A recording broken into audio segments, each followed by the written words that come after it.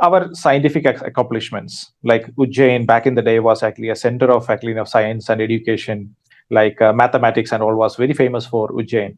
And we have Kerala School of Mathematics. We have medicines, like you mentioned, actually from different areas. We were scientifically, we were, the religion and science was not separate for us. It went Yeah. hand in hand. Yes. And the question is actually, how did they undermine our accomplishments? When we look at the accomplishments, actually, even still we study that Earth was round was discovered by Europeans, but we had that records in our education system way before that.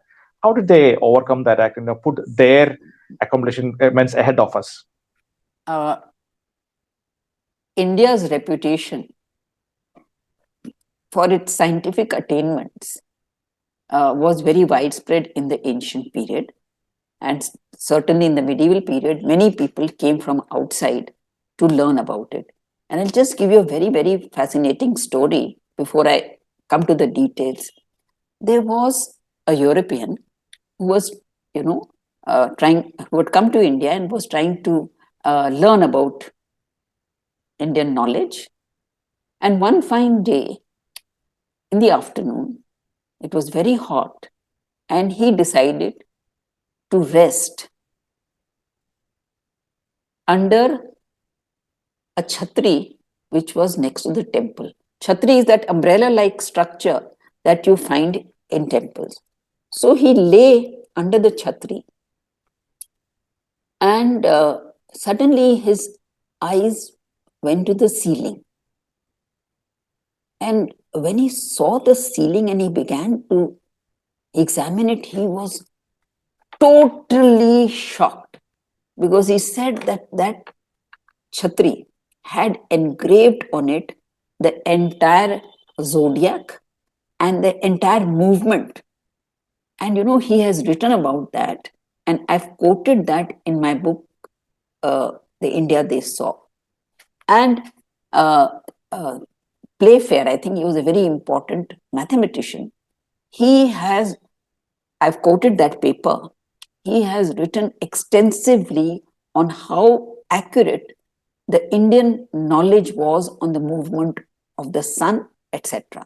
So he says there is no doubt that well before anyone else, this knowledge was very much a part of the Indian heritage. So both these accounts I have written in my book. So anyone who's interested can look at that. I think it's volume 4.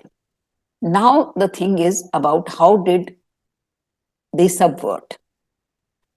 So, we are very fortunate that we have many accounts of the Indian education system before Macaulay minutes.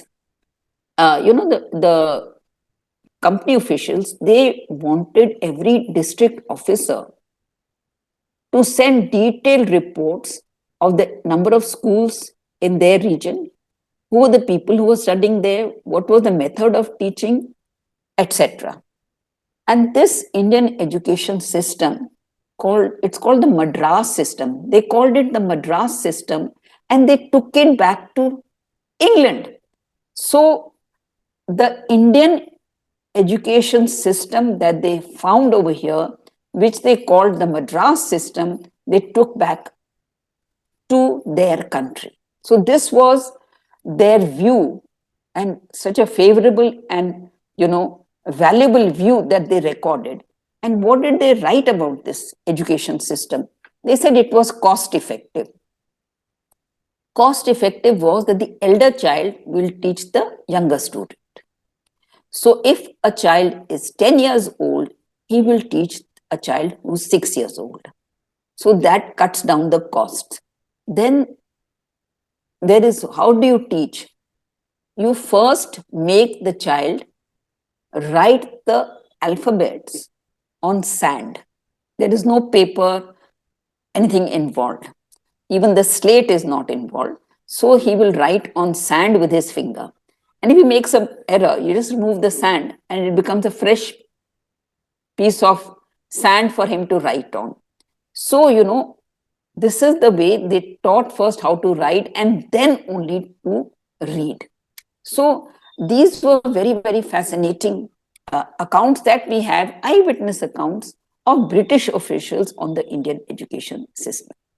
Now, history moves in a very strange fashion. Why did the British change their view of India? Why? As they began to rule over greater parts of India, the administrative costs became very prohibitive because an Englishman, you have to pay him much more than you will pay an Indian. So the need for Indian clerks was the most important factor that determined British policies.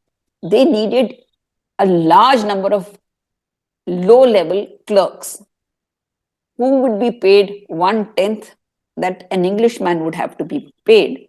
So the nature of education that the British promoted became very different from what it was in the original scheme when they came to India. I am not by any chance saying that the indigenous system of education was perfect. Things degenerate with time and they have to be revitalized.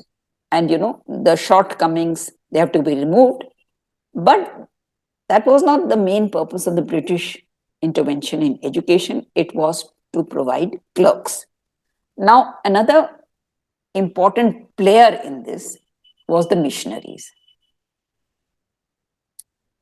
The missionaries were not motivated by the desire to improve the lot of the Indians, they were motivated by the desire to convert them. So they also set up a parallel system which would help them to convert natives. So there was a debate on whether we should use English as the medium or whether we should use vernacular, which will be more effective in conversion. And then what are the texts that we are going to teach in the schools? The texts were very carefully chosen that subtly, not overtly, they will promote the British agenda. So it's a multi-pronged attack that begins with the ascendancy of the British in India.